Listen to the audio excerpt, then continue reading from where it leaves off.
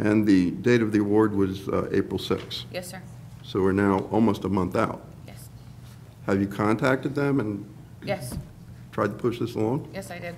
Still nothing. Still nothing. They keep telling me call back in 2 weeks. Have you been able to treat with any doctors other than your chiropractor since the award? Danville, Geisinger and Danville, my doctor contacted them, and they are treating me now because I'm considered critical. So they are trying to deter my situation, I guess, from getting worse. So they are willing to do what they can right now to avoid me crippling completely. Even though they're not sure that they're going to get paid? Exactly. Okay.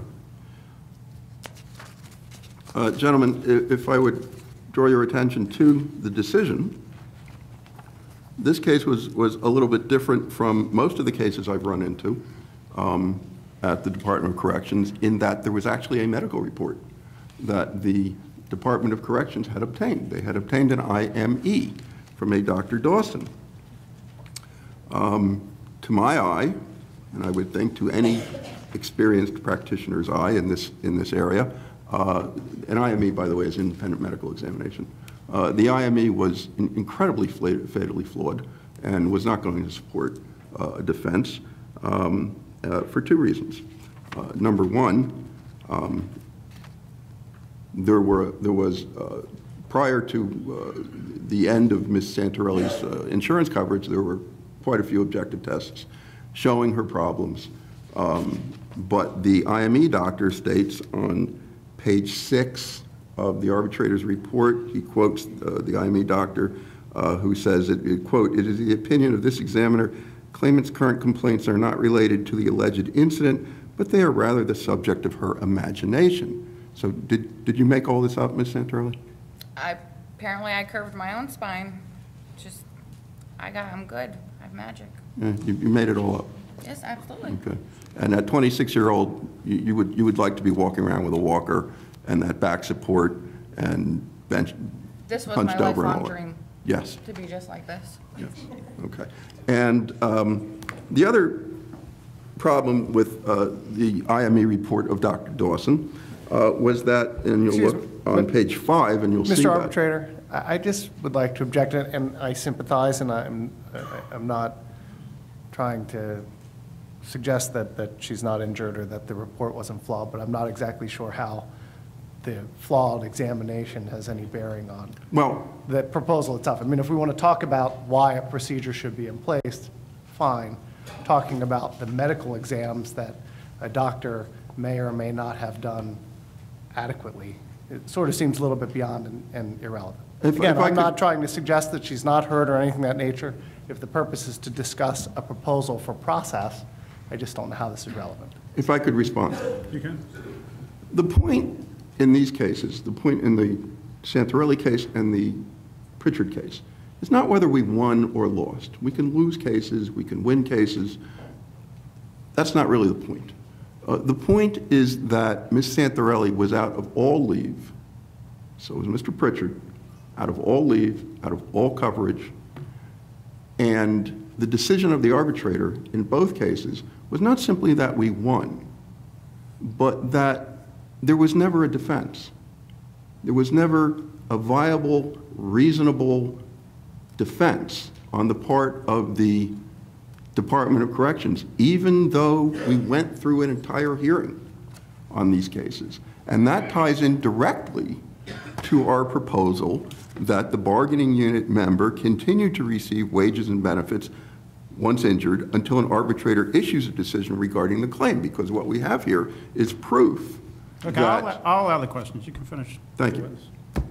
The other problem with the IME doctor's report, which would have been immediately obvious to anybody who's got some experience in this area, is that in his report he states, after he says that Tammy made it all up, he states, quote, this is on page 5 of the arbitrator's decision, "I cannot state with certainty that an injury did or did not take place." Well, anybody who's done a little bit of workers' comp or a little bit of heart and lung knows that that's what you call an equivocal statement.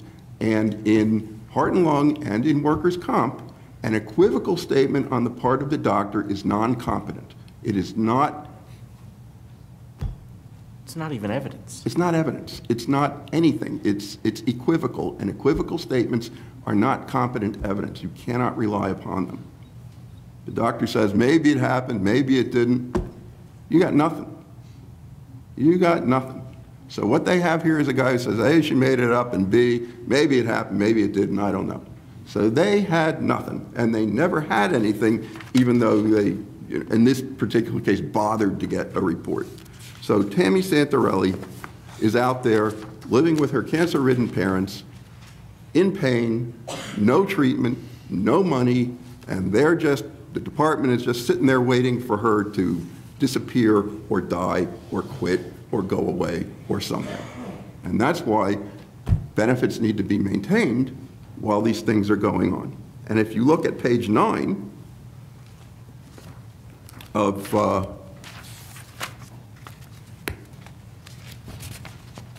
the arbitrator's report, the arbitrator's award,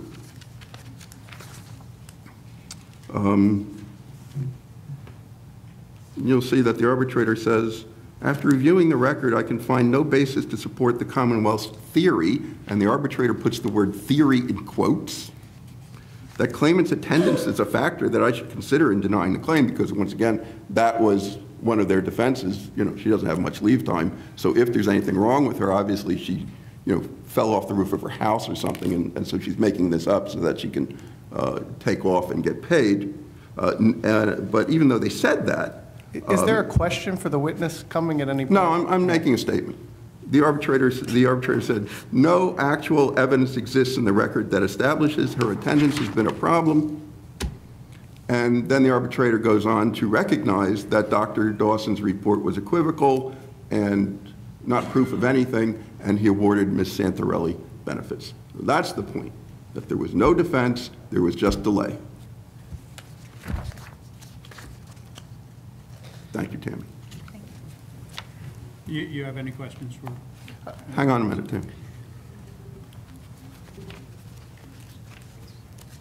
Just a couple clarifying questions. You were injured in, what was it, April? March of 2010. Are you aware of why it took so long to get your appeal to the heart and lung procedure? No. Okay. Mr. Tressler, are you aware of why it took so long to get her appeal to the heart and lung procedure? She never received a denial letter. Okay. Are you aware of her notifying the union at some point in time that her denial had not been received and that her case was still out there pending? Almost as soon as I don't remember the exact date that she called me, but when she called me and told me that, you know, she was having problems, I took care of it. And when was that? When you were in your position with the PSCOA? Yes. Approximately when? I couldn't even give you, without looking at the record, I couldn't tell you. Okay. You didn't start in your And- position until August of 10? Yeah. So sometime after August? Yeah. Okay. And I guess question can be for you or for Mr. Blinn. The procedure that's outlined in the collective bargaining agreement for selecting cases to be heard is first in, first out, unless mutually recognized, correct? Believe that's so. I also believe that Okay. that is totally ignored by everyone. Okay. But if a claimant is sitting out there for months and months and months without having a hearing held, is it not the burden of the union to present that case to the Commonwealth as a priority case to be heard when they have a choice to select 4 cases on a 2-day basis per Actually, month? I think the answer to that is that the Heart and Lung Act says that when an officer is hurt, they shall be paid heart and lung benefits, and I think the burden is upon the department to have some, if they're going to deny benefits, to have some reasonable basis upon which to deny them. But that's not the question. I mean, Well, I clearly think that's why the we- real issue. Well, but that's why we have a heart and lung appeal process, because there are times that the parties don't agree that the department's decision was correct. It's not a question of Okay. agreeing. So I guess the point of the question is, isn't it the union who chooses 4 cases to be heard of the 2 hearings per month, correct? So the union can prioritize its cases and move a case to arbitration as quick as they desire. Okay.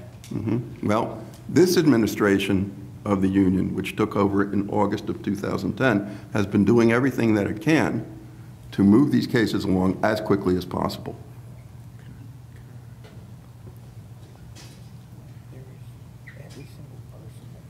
But just another question for Tammy. Did you file a regular workers' comp appeal? Yes, it's actually currently in litigation now. That's still in litigation too, okay. And you did you apply for long-term leave of absence pending your appeal, the SPF leave? Leave without pay with benefits? Well, my pay ran out April 1st. I think they automatically put me on it, and then September, they canceled my insurance completely. Okay. So you were given the SPF leave for the first 6 months of your absence? Yes. Okay. I have no other questions. Any questions from the panel? None. I just have one, Ms. Santorelli. Attorney Blinn had mentioned that they did send you to a doctor, the Commonwealth sent you to a doctor? Yes. Okay. A doctor, was it Dawson? Dawson. Yeah. Okay. Where was Dr. Dawson located? Hazelton? Hazelton. And how long did you see Dr. Dawson for? Maybe 20 minutes. Oh, okay. Thank you very much. And you saw him that one time? Just one time.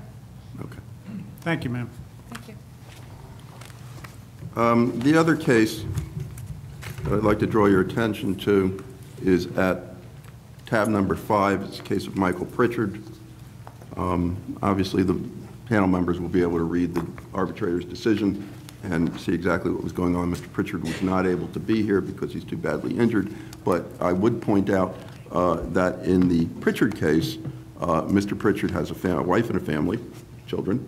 He, by the time we got this case in front of the arbitrator and got it decided, he was out of leave, he was out of pay, he was out of health insurance. This is for his whole entire family. The entire defense in this case, where Mr. Pritchard was injured breaking up a fight between inmates, where there were numerous correction officer witnesses to his injury, the entire defense was that Officer Pritchard's leave balance was somewhat low at the time that he was hurt. And therefore, they were arguing, once again, he wasn't really hurt at work. He must have been hurt someplace else, if indeed he was hurt. And he's just trying to milk the system so he can take off and get paid. They never had any evidence of this. They just said it. And if you look on page 8 of the arbitrator's decision, he says, the Commonwealth in this particular case believes the claim for benefits has been fabricated due to claimant's lack of available leave. It further argues the record of the December 8, 2010 hearing establishes a, quote, significant, unquote, history of leave abuse by the claimant. In my opinion, says the arbitrator, nothing could be farther from the truth. So here, once again, a non-defense to a meritorious claim resulted in benefits for the claimant, but not until he experienced a period of time with no income and no health insurance. And again, that goes back to our proposal. Actually, Mr. Blinn, I think the more interesting statement is on page 6 of Mr. Trusky's decision. It says, clearly the department could not and did not conduct any sort of thorough investigation or have any basis for denying claimants benefits at that point. And rather shockingly, did not develop any reasonable basis. That's not the arbitrator's decision, that's the association argument. That's the association argument? Yeah. Then I'll shut up. Mr. Flynn, I do want to point out, you said that this gentleman was without benefits.